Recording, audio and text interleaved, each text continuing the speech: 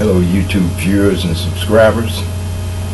Today is July the 8th, July the 6th, 2013. I want to welcome you to another edition of Joe's Politics 101. Today I want to talk about the Zimmerman trial again. The prosecution have wrapped up its case. Pretty much presented, I guess, all the evidence that it felt it needed to produce or present to the jury. In a lot of ways, that 2 weeks was somewhat of a, disappointing case to me.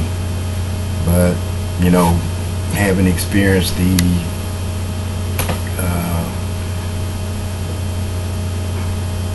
testifying and different things in different sorts of cases in my law enforcement career, I felt that it turned out pretty good for the prosecution. While the trial was going on, I did a lot of sort of analyzing or kind of studying George Zimmerman when the camera would pan on him or when he would come into the room. He looked like he gained a whole lot of weight since he's been, I guess, incarcerated or for whatever reason he's gained all his weight. And, I'm looking at him and the way he's puffed up, his face and the way his eyes be looking. It appears to me that he's trying to hold something in that's trying to get out. And I could be wrong, but when you try to, I guess you would say profile a person's attitude or his behaviors, you probably get some mixed signals in there. I already view him as some type of a deviant. And the reason I do that is because he's zealous. He wants to be a police officer. And I've met individuals like this. Some of them have gotten to be police officers, and they eventually prove to not to be able to do the job because of their overzealous behavior and their desire to really go after certain groups of people. I've seen it a number of times, and I've seen police officers come and acting like that and they end up gone. But I with the evidence that was put on and the videos and things that I had never seen before, like the bloody face of George Zimmerman, I'd seen the little cuts he had on the back of his head, and in my opinion, that's something you can get from falling hard on the grass. As far as the way they were talking about how he was being WMA beaten down, I can't see that. I can't see that. The bloody nose that I saw he had would come from a punch that would be directly into the nose. And whether Trayvon Martin might have did that, or he might have fell on his face and did that, I don't know. The other thing that still puzzles me about this whole situation is, if a person is on top of a person, he's straddling this person and he's beating him.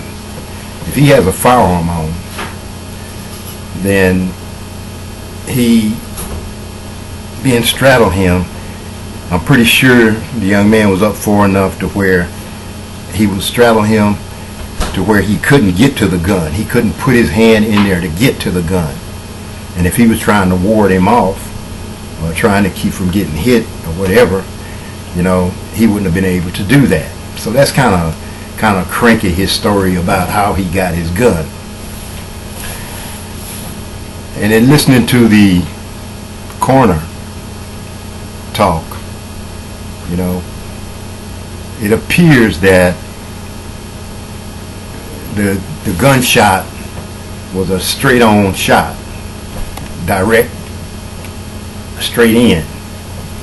Now, if a person is laying on the ground and he gets a gun out and someone's above him, you're not going to be able to make that kind of shot through the heart.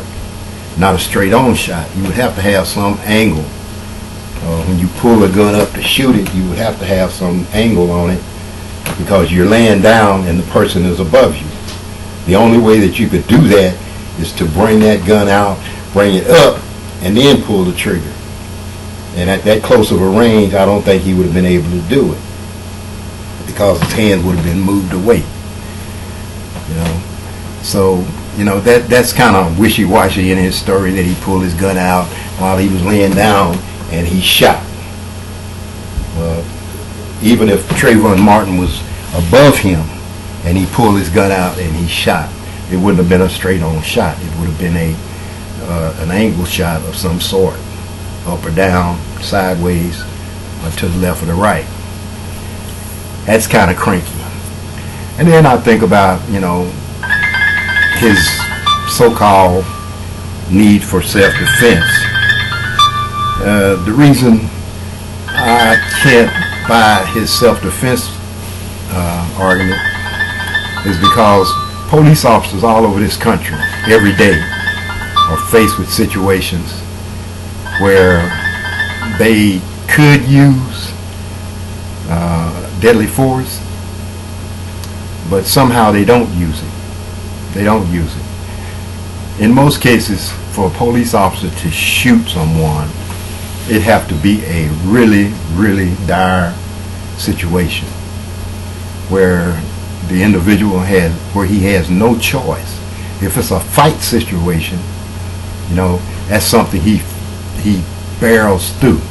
And if Zimmerman wanted to be a police officer and he knew the laws as far as deadly force is concerned, why wouldn't he have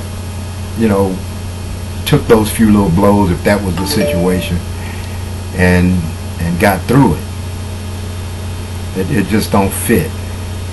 None of his story fits. You pursue someone, you follow them, and you confront them. You put a person in a situation to where they have to stand their ground, but yet they're unarmed and not knowing that you're armed. It's just not the right situation. George Zimmerman should never have confronted this young man. He never should have suspected him of doing anything that he didn't see him doing. All he saw was him walking. He precluded in his mind that this young man was in that complex to do a crime. He perceived that in his own head. He concocted that. He decided that was why the young man was there. And then he never identified himself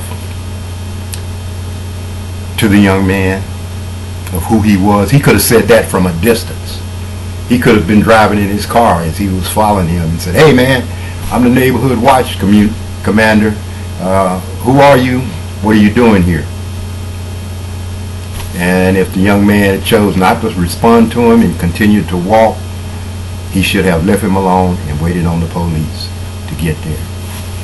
After being told not to follow him, pretty much is basically what the police officer said, is we don't need you to be following that man. He should have backed off and waited for the police and just kept his eye on him to see where he was going.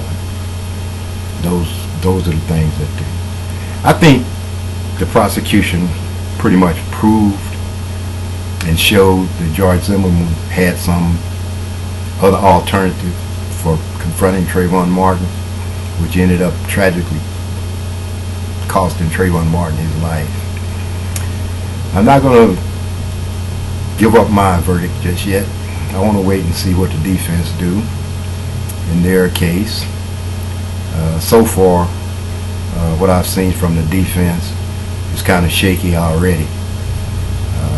With the uncle of George Zimmerman getting up there and saying that he wasn't watching television, and he heard the screams, and he turned around and asked his wife what was she watching, And he said, that's George's voice. You know, so I'm kind of curious. That's my statement on the case for the day. I want to thank you for viewing my video. If you have, God bless you. God bless America.